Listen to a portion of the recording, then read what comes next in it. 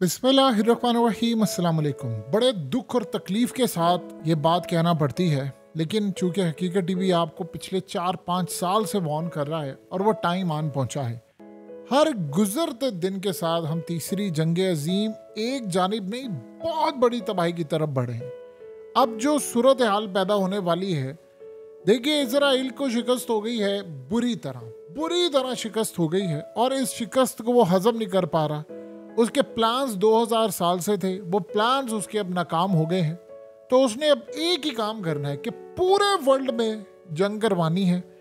ये यमन की जंग हो, ये पूरी तरह आपको पता है कि छिड़ चुकी है। यमन ने आज तबाह कर दिया अमेरिका का शिप। लेकिन जो अब एक और मैदान सजने वाला है वो सबसे ज्यादा खतरनाक है और वो है 50 ममालिक मिलकर, यानी नेटो फोर्सेस के तमाम ममालिक मिलकर रूस पर हमला करने के लिए तैयार हो चुके हैं। नेटो ने क्लियर कर दिया है कि जर्मनी के खास तौर पर तमाम मामला क्लियर हैं कि इन्होंने 3 लाख फौज तैयार कर ली है और सारी कंट्रीज ने, स्पेशली आज बरतानिया ने अपने 20,000 फौजी अब वो रवाना कर रहे हैं और ये अब तक की सबसे बड़ी खेप है जो दहाइयों में शायद बरतानिया ने भेजी हो, जो वो भेज रहे हैं। और वो फोर्स नेटो के लिए, जिसमें वो अपनी फोर्सेस, जहाज, अपनी इक्विपमेंट, नेवी से लेकर तमाम चीजें जंग के लिए भेज रहे हैं। और क्या वजह पेश की जा रही है, जरा पूछिए इन बेशर्मों से, घटिया लोगों से। ये CNN, ये BBC, ये पूरे वर्ल्ड का मीडिया कहता रहा 2 साल, वो जी रशिया हार गया, वो जी रूस हार गया, फलाना हो गया, ये हो गया, आज हारा, कल हारा, वो पुतिन रो रहा है, उनके फौजी मरे गए, वो फलाना हो गया। इन्होंने इतना झूठ बोला कि अब सूरत हाल ये है कि अब नेटो ने फैसला किया है कि चूंकि यूक्रेन को शिकस्त होने वाली है, तो वो कह रहे हैं कि जैसे शिकस्त होगी रूस यूक्रेन के ऊपर कब्जा कर लेगा और उसी वक्त हम सब ने मिलकर 50 ममालिकों, ये सारे कुछ, हम सब ने मिलकर हमला कर देना है रूस के ऊपर। यानी आप ये सोचिए 1 मिनट के लिए कि ये जंग क्या थी। ये जंग यही थी ना कि यूक्रेन के मामले पर पुतिन ने कहा था कि यूक्रेन को सिर्फ नेटो में शामिल नहीं करना, उसने और कोई बात नहीं की थी। इन्होंने कहा हमने नेटो में शामिल करना है। उसने कहा ठीक है, अगर नेटो में शामिल करोगे तो क्या होगा, इसका मतलब ये होगा कि सारे ममालिक मुझ पर हमला करेंगे। उसने यूक्रेन में फौजें उतार दी और मिसाइल डिप्लॉय कर दिए न्यूक्लियर बेलारूस में। उसने कहा ये मिसाइल मेरे लगे हैं, जिस भी मुल्क में के अंदर हिम्मत है आ जाए यूक्रेन में, इसको शामिल करें। मैंने यहाँ से बटन दबाना है और सीधा फ्रांस, इटली, स्पेन समेत यूरोप के आधे मुल्क सफाई से मिटा दूंगा। उसने कहा ठीक है, और गैस भी बंद करो। यही बात हुई। अब बताइए अब क्या सूरत हाल है, यूक्रेन को शिकस्त हो रही है। टाइमिंग आप देखिए, ये वाली जो जंग है वो इसराइल करवा रहा है, ये जंग नेटो नहीं कर रही। उसकी ताकत देखिए कि उसने पहले काम ये किया है कि उसने मैदान यहाँ पर सजा दिया है और मैदान उसने सजाना ही था, ये उनकी मुट्ठी के अंदर है सारे लोग।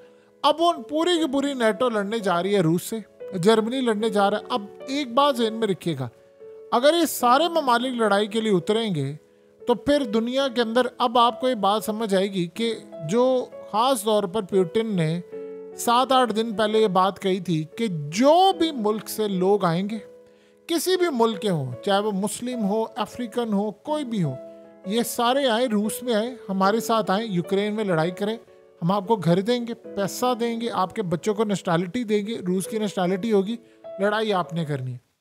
अब आपको ये बात समझ आई होगी कि क्यों उसने कहा था कि आप यहाँ पर आ जाएं। रमज़ान कादरी ने क्या कहा था, उसे कहा था सारे कह रहे हैं कि हमने फ़लस्तीन में जाना, उसने कहा नहीं, पहले यूक्रेन में, क्योंकि यूक्रेन का जो महाज अब इसराइल, और ये डायरेक्टली लिंक है इसराइल के साथ, ये ज़हन में रखिएगा। उसकी वजह क्या है, उसकी वजह सबसे बड़ी ये है कि इसराइल ने सबसे बड़ा उसको झटका ये लगा था शाम से। उसने मिसाइल दागे वहाँ पर, रूस ने वहाँ से सारे मिसाइल रोक लिए थे शाम से, उसके S-400 दूसरे मिसाइल सिस्टम ने। अब इसराइल को तकलीफ ये पड़ी हुई है कि हमास की बैक पर खड़ा हुआ है रूस, उसको ये लगता है ये सारे उसको सपोर्ट करें। अब वो इतनी बड़ी जंग अजीम जो है वो वहाँ पर छेड़ने जा रहा है। और दूसरा आप देखिए कि यमन जो था वो तो अमेरिका के लिए बहुत बड़ा ट्रैप साबित हुआ, और वो ट्रैप था, बहुत बड़ा ट्रैप था। असल में अमेरिका को और यूरोप को और इसराइल को अब ये बात समझ आ रही है कि ईरान ने, उसके अलावा यमन ने, हमास ने, हिजबुल्लाह ने, रशिया ने और चाइना ने, इन सब ने मिलकर बड़ी कैलकुलेटेड मूव बनाई थी और ये गेम प्लान था। 7 अक्टूबर को पहले करना था हमला। यानी आप ये सोचिए जरा कि हमास ने जो हमला किया है उस पर आज वॉल स्ट्रीट जर्नल ने कहा है कि चाइना और रशिया जश्न मना रहे हैं इजराइल की बर्बादी के ऊपर। इजराइल की जितनी तबाही हो रही है उसमें चाइना और रशिया का जश्न इतना ज़्यादा है। वो कह रहे हैं कि अच्छी बात है कि इजराइल की ताकत ख़त्म हो रही है और अमेरिका भी इस पूरे खेल के अंदर चुंगल में फंस चुका है। तो वो कह रहे हैं कि वो पूरी तरह पीछे बैठकर एंजॉय करें।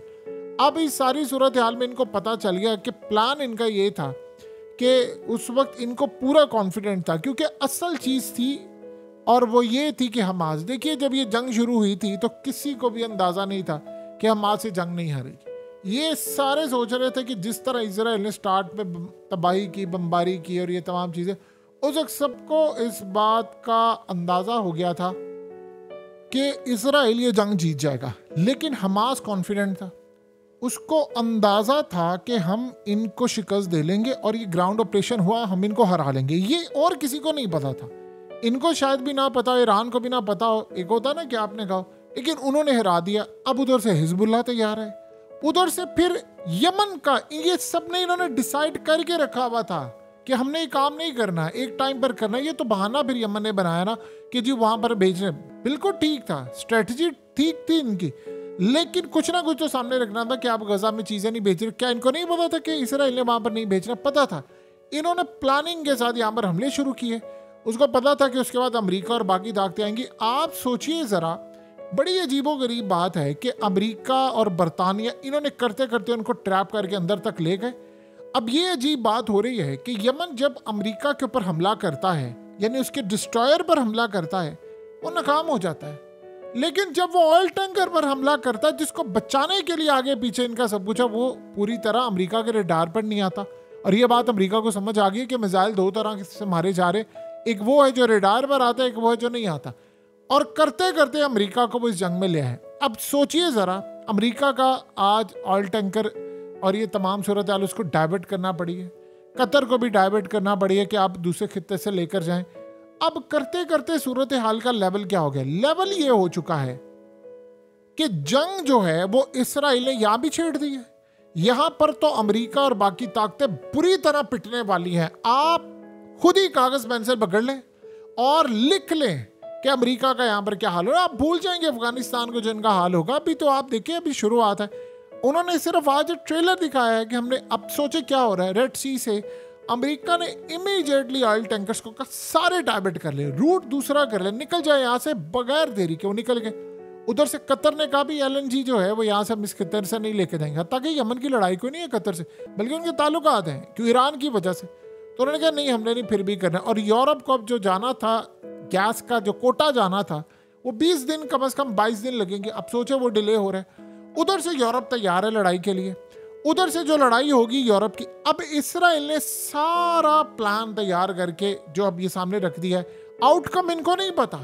इसराइल को ये नहीं पता कि गजा में मेरे साथ क्या होगा, क्या होना है। वो तो सोचकर बैठे थे हमारी विक्ट्री है, एक चीज। नंबर 2, वो ये भी सोचकर बैठे थे कि जी अच्छा अब अमेरिका को यहाँ पे लगा दिया, अमेरिका जीतेगा। वो कहता रहा मैंने ये लड़ाई नहीं करनी, लेकिन चूंकि आपको पता फिर ये कंट्रोल कैसे करते, उन्होंने अमेरिका को, बरतानिया को और अब जर्मनी को भी यहाँ कूद दिया। यमन के अंदर सूरत हाल ये है, लाखों के हिसाब से जो पूरी दुनिया में यमन के लोग गए हैं वो वापस आने वाले हैं और वो आकर कह रहे हैं कि हम लड़ाई करने वाले हैं। यमन की पूरी कोशिश है, पूरी उनकी कोशिश है कि किसी तरह अमेरिका यमन के अंदर फौजें उतार दे। ये उनकी ख्वाहिश होगी सबसे बड़ी। देखिए ये अब दुनिया बदल चुकी है, अब दुनिया में मामला डिफरेंट है। यहाँ पर इन्होंने अमेरिका को मिसाइल दाग रहे हैं और उनके शिप्स हैं और सब कुछ है, अमेरिका भी लगा हुआ है, उसके भी जहाज आ रहे हैं, कभी जा रहे हैं, कभी कुछ करें। लेकिन सबसे बड़ी ख्वाहिश यमन की होगी कि अमेरिका की फौज आती। 12 उन्होंने ट्रैप करके जंग छेड़ दी है। इसराइल ने ये महाज शुरू करवा दिया है। अगला महाज है वो नेटो वाला, क्योंकि आप हकीकत टीवी के वो अल्फाज बार बार हमने हर दूसरी तीसरी वीडियो में दोहराए थे और अब फिर दोहरा रहे हैं ताकि आपको पता हो।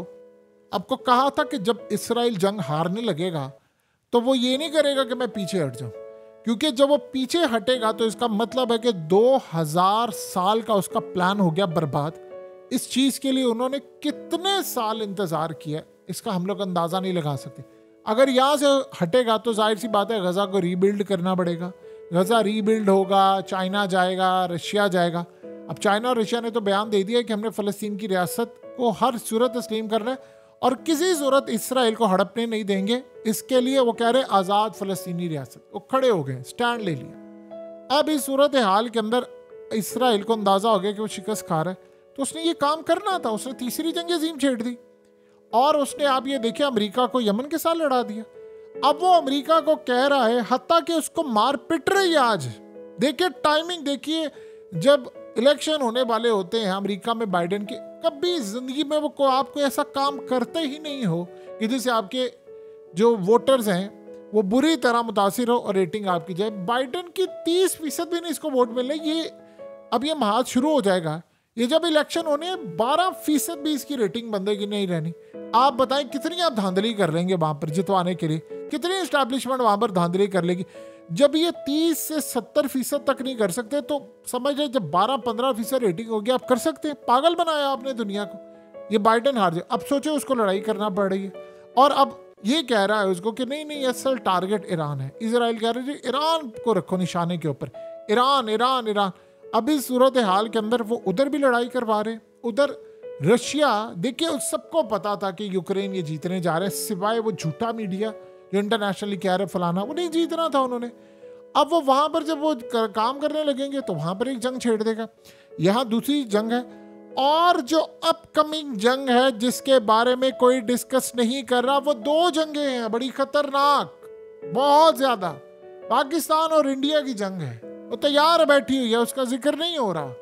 वो चाहे इलेक्शन से पहले मोदी के हो, ज्यादा चांसेस हो सकते हैं, लेकिन चूंकि माहौल इस तरह का बन गया है कि पूरी दुनिया के अंदर एक लड़ाई वाला माहौल है, तो उधर भी है उधर भी है, तो मोदी को बच बचा के करें, क्योंकि उसके यूरोप से भी ताल्लुकात है, उसके रशिया से भी है और उसके मिडिल ईस्ट से भी बड़े अच्छे ताल्लुकात हैं और इसराइल तो उसका खैर यार है। तो जो आपस में लड़े उन सब से उसके ताल्लुकात, उसके ईरान से अच्छे ताल्लुकात हैं, उसके यमन से भी ताल्लुकात हैं, उसके यूरोप से ताल्लुकात है, रशिया से है, अमेरिका से है, इसराइल से है।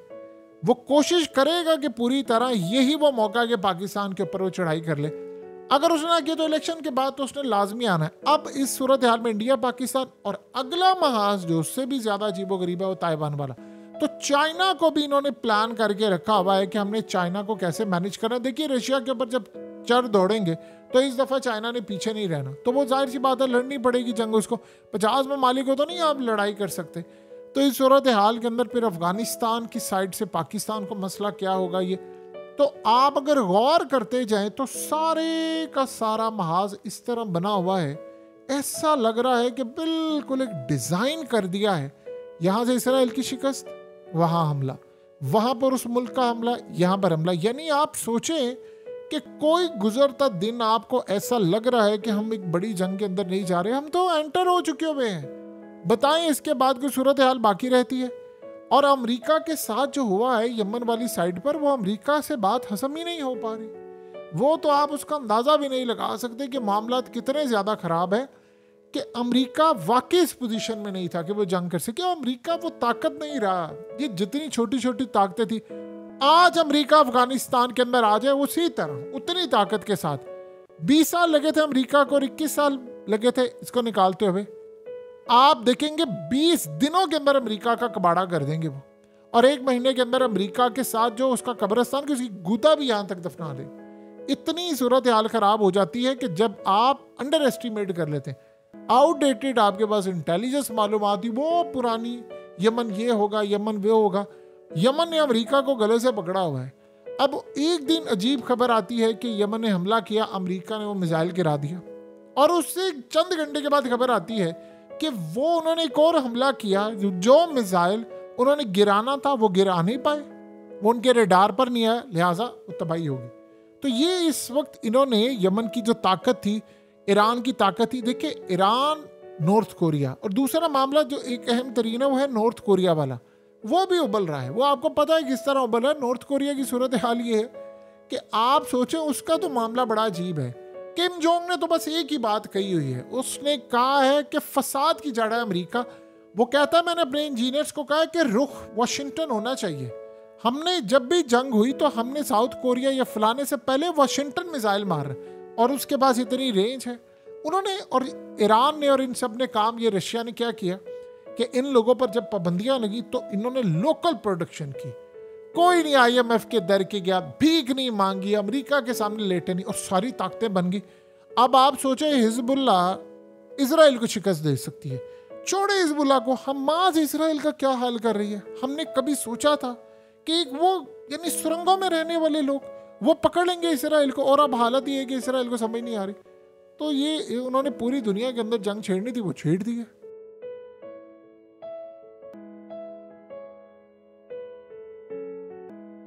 हकीकत टीवी को सब्सक्राइब करना मत भूलें, वीडियो को लाइक करें, शेयर करें और कमेंट सेक्शन में अपनी राय का इजहार ज़रूर करें।